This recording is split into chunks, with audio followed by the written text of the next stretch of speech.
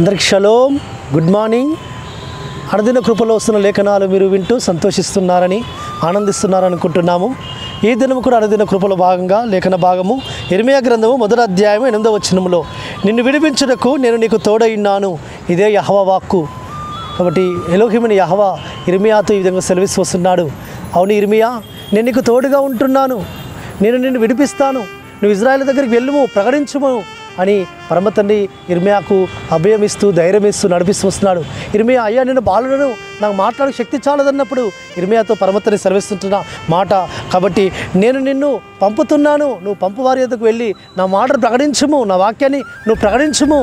ఎందుకంటే వారు నేను ఒకవేళ ఇబ్బంది పెడితే ఆ ఇబ్బందులోంచి నేను నిన్ను విడిపిస్తాను, వారి యొక్క మాటల్లో నుండి వచ్చే బాధల్లో నుంచి నేను విడిపిస్తాను, నేను నీకు తోడుగా ఉంటాను.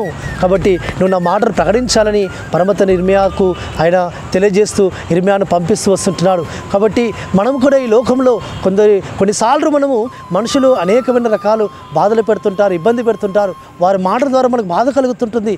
అప్పుడు మనకు పరమతని యెహోవా ఈ వాగ్దానం ఇస్తున్నాడని మనం గుర్తుంచుకోవాలి. అవును, మనల్ని విడిపించే నాథుడు. కాబట్టి ఆ విధంగా మన పితరులను పరమతని అనేకమైన బాధల నుంచి, శ్రమల్లో నుంచి, ఇరుకుల్లో నుంచి విడిపించాడు.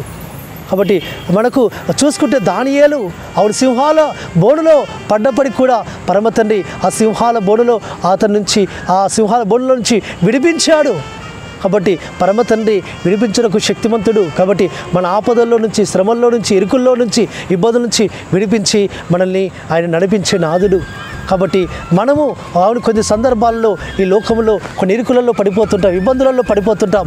అవును, అందులో నుంచి ఎవరు విడిపిస్తారా అని మనం చూసుకుంటుంటాం. కానీ పరమ తండ్రి విడిపిస్తాడు అని మనం ధైర్యంతో ఆయన వైపు చూడాలి. ఆయన మనల్ని విడిపించడానికి శక్తివంతుడు, సమర్థుడని మనం విశ్వసించి ఆ విశ్వాసంలో మనం బలాన్ని పొందుకొని ఆయనను మనము ప్రార్థన చేస్తే ఆయన సన్నిధిలో నుంచి ఒక గొప్ప శక్తి వచ్చి మనకు విడుదల, విమోచనిస్తూ వస్తుంటుంది సుమా. కాబట్టి పరమతని నేను నీకు తోడుగా ఉన్నాను అంటున్నాడు. కాబట్టి మనకు తోడుగా ఉండే నాథుడు. కానీ కొన్ని సందర్భాలలో అవును అపాయంలో పడిపోతున్నాను అనుకుంటాం, ఆ అపాయంలో నుంచి విడిపిస్తాడు మనల్ని పరమ తండ్రి.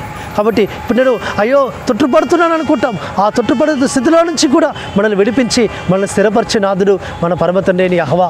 కాబట్టి ఆ విధంగా పరమ తండ్రి మనల్ని విడిపించడానికి సమర్థులను విశ్వసిద్దాం, ఆ విధంగా ఫలాన్ని మనం పొందుకుందాం. పరమ తండ్రి ఈ వాక్యాన్ని మనం వెనుకల్లో దీవించునుగాక.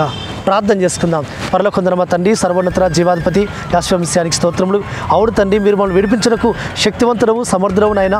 అవును తండ్రి, మీరే మనల్ని కాపాడే నాథుడవని మేము విశ్వసించలాగున వాటి విశ్వాసాన్ని మాలో వృద్ధిపరచమని ప్రార్థిస్తూ మారశకుడు, విమోచకుడు, నజరేయుడైన యెహోషువ అతి పరిశుద్ధమైన నామమున స్తుతించి ప్రార్థించి వేడుకుంటున్నాము తండ్రి. ఆమేన్.